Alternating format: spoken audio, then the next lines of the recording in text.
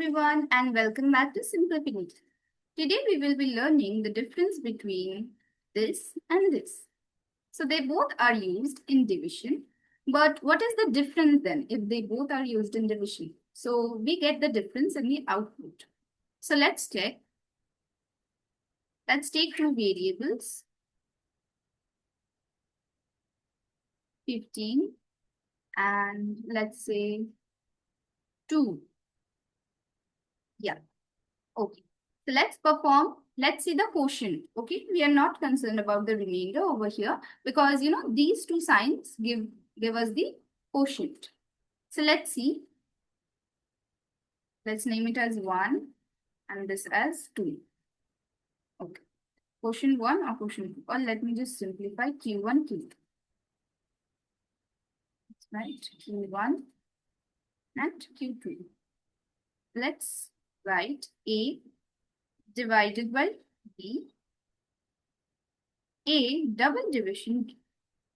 Now, in the memory, what happens when you initialized A and B with 15 and 2, what happened?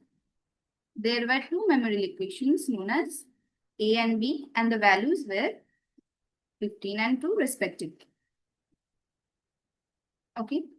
Now, we have two more memory locations, Q1 and Q2. And what are stored in that?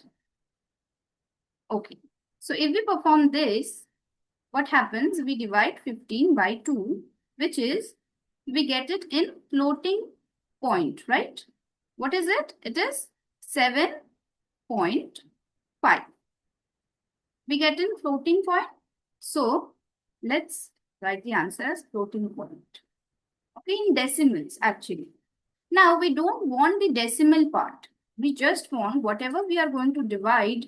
We only want, we will just exclude the floating point, or after the decimal, we just want the integer part. So we want the answer as 7. Then what you'll do, you'll use the double division. So the answer of this will be only 7.